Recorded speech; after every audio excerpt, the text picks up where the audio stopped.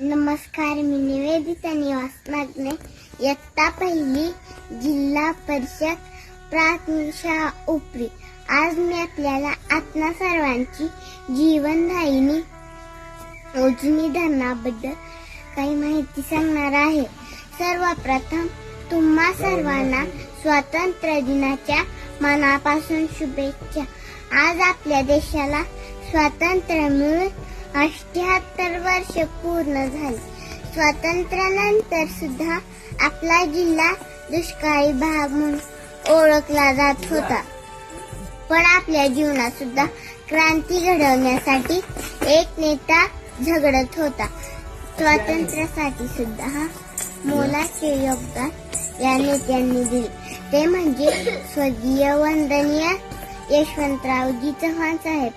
सन 1902 साली इंग्रज काळात E.H. भोळे या ब्रिटिश इंजिनियरने उजनी धरणाचा आराखडा तयार केला होता. 7 मार्च 1964 साली तत्कालीन मुख्यमंत्री यशवंतरावजी चव्हाण साहेब यांच्या हस्ते धरणाचे भूमिपूजन झाले. पुणे सोलापूर जिल्ह्याच्या सीमेवर असणाऱ्या माढा तालुक्यातील उजनी या गावी भूमिपूजनाचा कार्यक्रम संपन्न झाला. त्यावेळी कुदळ हातात घेऊन यशवंतराव म्हणाले, विठ्ठला, तुझी चंद्रभागा अडवतोय, माफ कर, पदरात घे. शेतकऱ्यांप्रती असलेली प्रचंड तळमळ यशवंतरावांना अस्वस्थ करत होती. भूमिपूजन झाले तरी प्रत्यक्ष कामाला सुरुवात व्हायला 1969 साल उजाडले.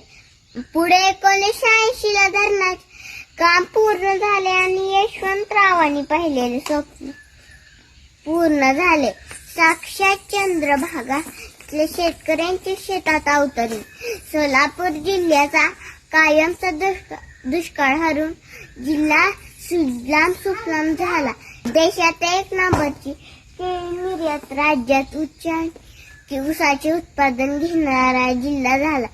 हे होऊ शकले फक्त वंदनीय यशवंतरावांच्या जिद्दीमुळे, दूरदृष्टीमुळे, शेतकऱ्यांप्रती असलेल्या आत्मीयतेमुळे. असा नेता पुन्हा होणे नाही. यशवंतरावांच्या चरणी नतमस्तक होऊन इथेच थांबते. धन्यवाद. जय जवान, जय किसान.